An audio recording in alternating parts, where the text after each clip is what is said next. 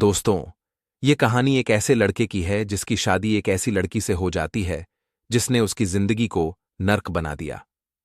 शादी के केवल 2 साल के अंदर उसने अपने पति को गुंडों से पिटवाया, ससुर के साथ दुर्व्यवहार किया और उल्टा दहेज उत्पीड़न का झूठा केस दर्ज करवा दिया।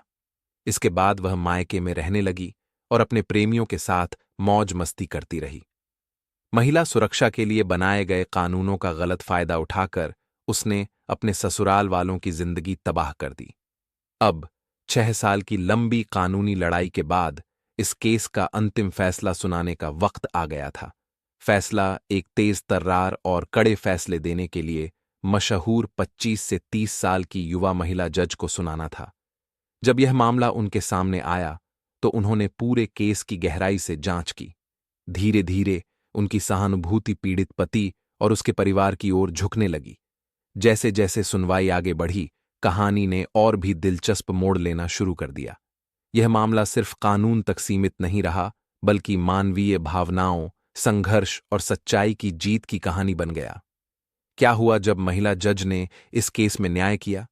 क्या पति और उसके परिवार को न्याय मिला? और किस तरह से यह कहानी कानून और इंसाफ के मायने बदल देती है? दोस्तों, यह पूरी कहानी जानने के लिए इस वीडियो को अंत तक देखें। और अगर यह कहानी आपको रोचक लगे तो वीडियो को लाइक करें, चैनल को सब्सक्राइब करें और हमारे साथ जुड़ें ताकि ऐसी और भी दिलचस्प कहानियां हम आपके लिए ला सकें। दोस्तों, यह कहानी उत्तर प्रदेश के कानपुर जिले की एक कोर्ट में 2 लोग अपने अपने वकीलों के साथ खड़े थे, एक पति और एक पत्नी। पति का नाम श्याम होता है, पत्नी का नाम पूजा होती है। अब दोस्तों, उन लोगों का केस क्रिमिनल कोर्ट में चल रहा था और एक सेशन मजिस्ट्रेट होती हैं, उनके सामने जब वो फाइल जाती है तो वो फाइल को पढ़ती हैं और उसके बाद पूरी तरीके से समझ के थोड़ा मुस्कुराती हैं, उन लोगों को देखती हैं और उसके बाद पहले वह उस लड़के से पूछती हैं जिसका नाम श्याम होता है, जो कि एक इंटर कॉलेज में टीचर होता है। उससे पूछती हैं कि हाँ, तो मास्टर साहब आप बताइए कि आप इंसान हैं या जानवर है? तो श्याम कहता है कि मैडम, मैं तो इंसान ही हूं। तो उन्होंने कहा, आपकी पत्नी ने जो एप्लीकेशन में लिखवाया है उसके मुताबिक आप इनको मारते हैं, पीटते हैं और शादी में बहुत सारा दहेज लेने के बावजूद आप इनसे दोबारा दहेज मांगते हैं। और इतनी सुंदर है, उसके बावजूद आप पराये औरतों से अपना रिश्ता रखते हैं। इसके अलावा इनके जो रिश्तेदार आते हैं उनकी इज्जत नहीं करते हैं, इन पर आप अत्याचार करते हैं, जुल्म ढाते हैं। तो ये इंसानियत है क्या है? ये अब इस पर जो है श्याम होता है, वह बोलता है कि मैडम, ये सारी चीजें जो है वो झूठी हैं, ऐसा कुछ भी नहीं है, मैंने ऐसा कुछ भी नहीं किया है। फिर वो कहती हैं, पूजा से पूछती हैं कि पूजा आप बताइए कि आपने जो सारा कुछ लिखवा रखा है वह सही है या गलत है। उससे पहले वह कुछ बोलती जो पूजा के वकील थे, वह बोलने लगते हैं। वह कहते हैं, मैडम, ये जो आदमी है 1 नंबर का झूठा आदमी है, मक्कार आदमी है और इसने शादी के पहली ही रात से मेरे मुवक्किल के ऊपर जुल्मों सितम करने शुरू कर दिए। इसको कड़ी से कड़ी सजा मिलनी चाहिए। अब दोस्तों, तभी जो मैडम थी उन्होंने उसको रोकते हुए, वकील को रोकते हुए बोली कि वकील साहब आप चुप रहिए, पहले जिनके साथ ये सब हुआ है उनको भी कुछ बोलने दीजिए। पूजा से पूछती हैं, पूजा आप बताइए कि आपके साथ जो भी कुछ आपने लिखवाया है वो सही या गलत है? तो कहती है, मैडम, सारी चीजें सही है। उन्होंने कहा, ठीक है, आपको एक बार इन्होंने मारा पीटा और इतना पीटा कि आपका हाथ टूट गया था। तो आपका कौन सा हाथ टूटा था? तो उसने बोला, मेरा दाहिना हाथ टूटा था। फिर मैडम ने कहा, कौन सा होता है दाहिना हाथ? आपका दाहिना हाथ कौन सा है? तो उसने बोला, यह हाथ। उन्होंने बोला कि आप जिस हाथ को ना बता रही हैं ये तो आपका बायां हाथ है। तो उसने कहा, नहीं मैडम, यह हाथ। अब दोस्तों, वह कहती हैं कि जब आपका हाथ टूट गया और आप जो है जिंदगी भर उस इंसान को याद रहता है कि मेरा यह हाथ टूटा है, 1 सेकंड भी उसे नहीं लगता है ये बताने में, और आप इतने देर बाद बता रही हैं। खैर छोर, ये आपको याद नहीं, लेकिन जब आपका हाथ टूटा तो आप कहाँ गई? तो उसने बोला कि मैं वहीं पर बैठ गई। तो मैडम ने कहा, अरे किसी तो हॉस्पिटल गई होंगी। तो उसने कहा कि हाँ मैं गई थी, लेकिन मुझे हॉस्पिटल का नाम याद नहीं है। उन्होंने कहा, तुम पढ़ी लिखी हो, ग्रेजुएशन कर रखी हो और तुम्हें उस हॉस्पिटल में कई बार आना जाना पड़ा होगा, तो आपको याद नहीं है कि कौन से हॉस्पिटल गई थी? चलो कोई बात नहीं, आप किस साधन से गई थी ये तो याद होगा। उसने बोला कि यह भी याद नहीं है। फिर उन्होंने बोला किसके साथ गई थी, कौन से समय पर गई थी। उसने बोला कुछ भी याद नहीं है। उन्होंने बोला कोई बात नहीं। फिर उन्होंने श्याम से पूछा कि श्याम, आप बताओ कि आपने भी लिखवा रखा है कि इनके परिवार वालों ने आपके साथ मारपीट की, आपका पैर तोड़ दिया, आपको भी कुछ याद है या आप भी सब भूल गए? श्याम ने बोला, मैडम, सब याद है। 8:30 रहे थे। मैं स्कूल जा रहा था और वहीं पर इनके पिताजी, इनके भाई 3 लोगों के साथ आते हैं। रास्ते में मुझे घेर लिए और बातचीत करते हुए बाइक से खींचकर गिरा दिए। उसके बाद मारपीट करने लगे। 2-3 लोग मेरे पैर पर चढ़ गए। मेरा दायां पैर टूट गया। मेरे सर में चोटें आई, पीठ में चोट आई, पैरों पर चोटें आई। और उसके बाद जब कुछ लोग मुझे बचाने के लिए दौड़े तो ये लोग वहां से भाग गए। और उसके बाद मेरी बहन आती है। मेरे बहन के जो पति है वो आते हैं। ये दोनों मुझे आधे घंटे बाद हॉस्पिटल लेकर जाते हैं, डॉक्टर गुप्ता के। यहां वहां पर मेरा इलाज होता है और 15 दिन तक मैं बिस्तर पर पड़ा रहा। मेरी मां ने एक बच्चे की तरह, छोटे बच्चे की तरह मेरी देखभाल की, मेरा सब कुछ किया। तो मुझे सब याद है, कहते हुए रोने लगता है। तभी जो पूजा थी उसने बोली कि ऐसे ही करोगे तो ऐसे ही पाओगे, और शुक्र है इससे उस दिन तो बच गए, इससे भी बुरा हाल तुम्हारा होगा। अब इतना सब सुनने के बाद जो पूजा के वकील थे वो उसे रोकने की कोशिश करते हैं, कहते हैं चुप रहो, क्या बोल रही हो। तो जो जज थी वो कहती हैं कि वकील साहब, आप उन्हें बोलने दीजिए। अगर आप लोग बीच में ना आए तो किसी भी केस का निपटारा बहुत ही आसानी से हो सकता है, इतना भी वक्त नहीं लगता है। सच और झूठ को पहचानने में फिलहाल वह चुप हो जाती है। उसके बाद वह पूछती हैं कि तुम लोगों के बीच में झगड़े की असल वजह क्या है, ये बताइए। वह पूजा से पूछती हैं तो पूजा कहती है कि यह मास्टर है, इनकी सैलरी 80,000 है, ये मुझे उसमें से पैसा नहीं देते हैं। और उसके बाद मेरे जो रिश्तेदार आते हैं उन पर ये शक करते हैं, इनके जो रिश्तेदार आते हैं उन पर ये खर्चा करते हैं, और उसके बाद ये मुझे मारते हैं, पीटते हैं। ये मुझसे शादी कर लिए हैं तो सोचते मैं इनकी गुलाम बन के रहूं, जबकि मेरी भी अपनी जिंदगी है। मैं 6 महीने मायके में रहूंगी, 6 महीने ससुराल में रहूंगी, मेरी मर्जी। उसके बाद वह श्याम से पूछती है कि श्याम, आप बताओ कि क्या असल वजह है झगड़े की, क्यों इनके रिश्तेदारों की तुम इज्जत नहीं करते हो। तो श्याम बोलता है कि कौन से रिश्तेदार मैडम, इसके जो भी रिश्तेदार आते हैं सारे लड़के ही होते हैं। किसी को कहती है मामा का लड़का है, किसी को कहती है मौसी का लड़का है, किसी को कहती है बुआ का लड़का है, किसी को कहती है बगल वाले भैया हैं, किसी को कहती है इनका मोबाइल का काम है। तो इस तरीके से 5-7 लोग इसके रिश्तेदार बनक आते हैं। उसके बाद भी इनके साथ वह चली जाती है, कहती मैं भाई के साथ जा रही हूं घूमने। उसके बाद शाम को आती है और उन्हीं लोगों से बात करती है। क्या मैं इतना भी नहीं समझता हूं कि वो लोग कौन हैं? आखिर उसके बाद फिर यह जो है, मैं कुछ कहता हूं तो मुझसे लड़ाई करती है, उन्हीं लोगों से धमकी दिलवा है। और उसके बाद यह कहती है कि तुम्हें, तुम्हारे परिवार को मैं गायब करवा दूंगी। मैडम, मैं बहुत पीड़ित हूं और जब से मुझे मार पीट कर गई है, पिछले 6 सालों से मैं कोर्ट का चक्कर लगा रहा हूं। लगाते लगाते थक गया हूं मैं। अपनी नौकरी देखूं या अपने माता पिता देखूं, या फिर मैं जो है कोर्ट के चक्कर काटता रहूं। मेरी सैलरी से तो ये खत्म हो जाता, गुजारा भत्ता के रूप में ले लेती है और उससे उड़ाती है, ऐश करती है, घूमती है, फिरती है। इसको तो कोई टेंशन ही नहीं है। मुझे जो है इससे छुटकारा दिलवाए, मुझे न्याय दिलवाए। अब दोस्तों, इतना सब कहते हुए जो श्याम है वह लगभग रोने लगता है। वो कहता है कि इसकी धमकियों से मैं तंग आ गया हूं। ये मुझे कई लोगों से धमकी दिलवा है और मैं डर गया हूं। मेरी मां डर गई है, मेरे पिताजी डर गए हैं, हम लोग चैन से सो नहीं पाते हैं। तभी जो पूजा थी वह कहती है कि तुम्हें जिंदगी में मैं चैन से नहीं सोने दूंगी, और यह मेरे सैलरी के पैसे मांगती है। तभी दोस्तों, पूजा कहती है कि आधा नहीं, तुम्हें पूरा देना पड़ेगा। अगर नहीं दोगे तो फिर देखो मैं तुम्हारा क्या हाल करती हूं।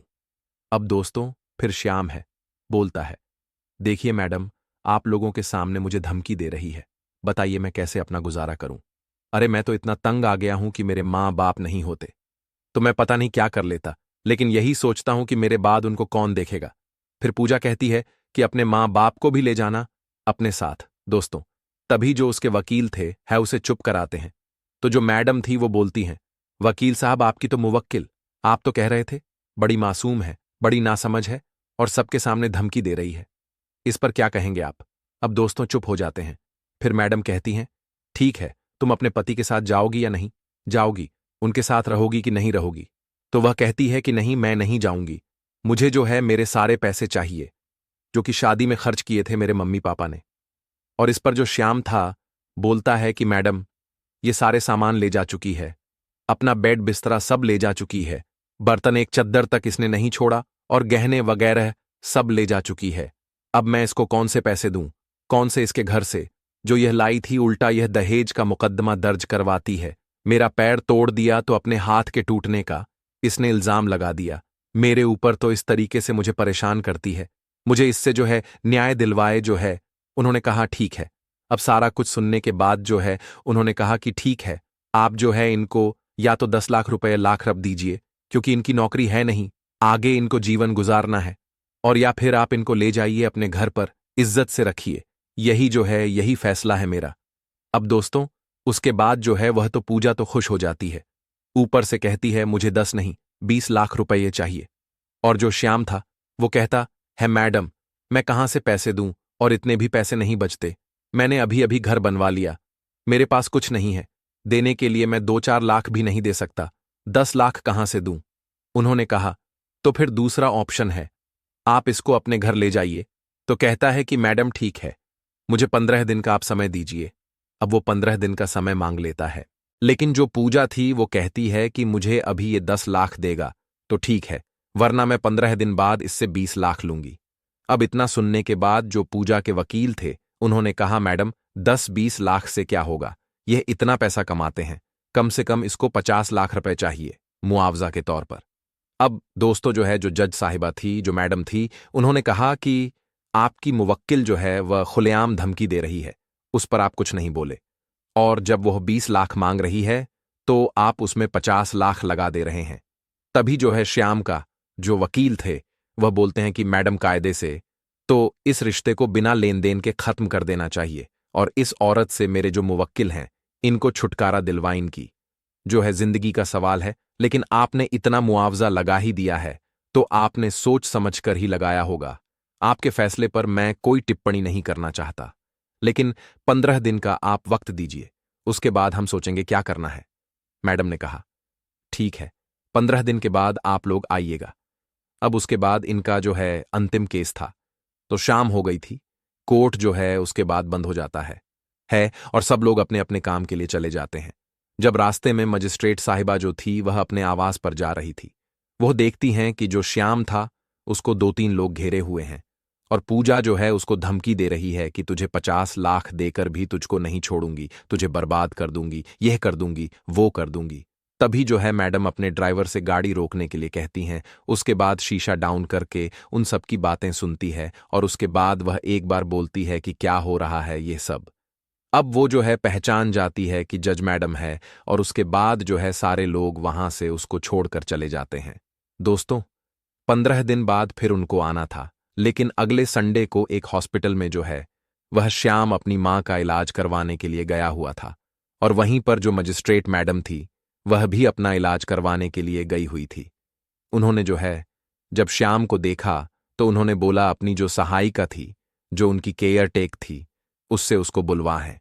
उनका जो ड्राइवर था वह गाड़ी लेकर बाहर ही खड़ा था हॉस्पिटल के, तो उसको बुलवा है। एक प्राइवेट वार्ड में थी तो श्याम वहां पर आता है, तो मैडम को देखकर चौंक जाता है, बोलता है मैडम क्या हुआ आपको? तो उन्होंने कहा कुछ नहीं, बस यही पेट में दर्द हो रहा था, कुछ ज्यादा बढ़ गया तो हॉस्पिटल चली आई और ग्लूकोज वगैरह चढ़ा है, अभी आराम है। लेकिन आप किसको लेकर आए हैं? तो श्याम ने कहा मैं अपनी मां को लेकर आया हूं। उन्होंने कहा कि आपके मां का क्या हाल है? तो श्याम ने बोला कि ठीक है, अभी पापा के साथ बैठी हुई हैं। तो श्याम ने सोचा कि चलो अकेले हैं मैडम, इनसे कुछ केस के सिलसिले में बात कर लेता हूं। उसने कहा कि मैडम जो पूजा है उसकी वजह से मेरा सारा सामाजिक स्तर है वह एकदम गर्त में चला गया है। मैं कहीं यह समाज में मुंह दिखाने लायक नहीं हूं। उसकी वजह से बहुत बदनामी हुई है, और वाकई में उसने मेरा जीना हराम कर दिया है। मैंने जो भी कुछ कहा है वह सारी बातें सही हैं। तो उन्होंने कहा कि देखिए, मैं यहां पर आपके केस के सिलसिले में बात नहीं कर सकती हूं, लेकिन कभी कभी ऐसा हो जाता है और गलत रिश्ते जुड़ जाते हैं। मैंने अपनी जिंदगी में कई साल मैंने वकालत की, उसके बाद मैं 3-4 सालों से फैसले सुना रही हूं। मैंने बहुत ऐसा देखा है कि कहीं पत्नी जो है पति के द्वारा सताई जाती है, कहीं पति जो है वह पत्नियों के द्वारा सताए जाते हैं। तो इस तरीके की कहानी चलती रहती है समाज में। लेकिन ठीक है, आप जो है मैंने फैसला सुना दिया है, या तो आप उनको पैसे दे दीजिए या फिर उनको घर ले जाइए और घर ले जाइए।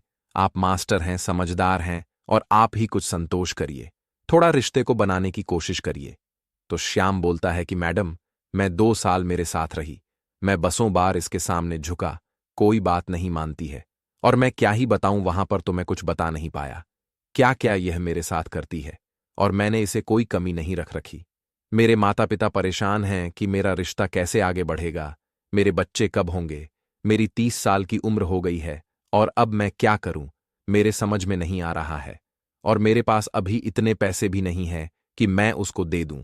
फिलहाल मैं इंतजाम में लगा हुआ हूं, क्योंकि मैं उसको ले जाकर भी और फिर भी वो वैसे करेगी जैसा वह करती थी। अब आप ही बताइए कि मैं उसको ले जाऊं या फिर पैसे देकर उससे छुटकारा पाऊं।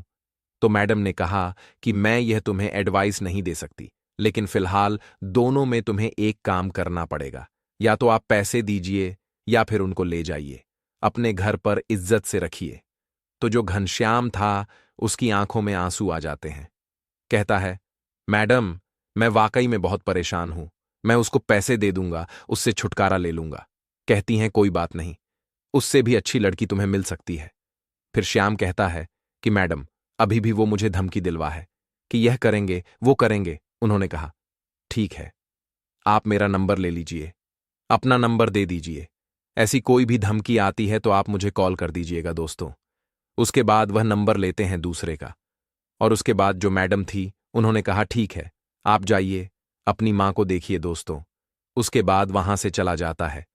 15 दिन के बाद फिर वह दोनों कोर्ट के सामने पेश होते हैं और 1 ही मिनट में फैसला हो जाता है, क्योंकि 10 लाख का चेक जो था वह पूजा को थमा देता है।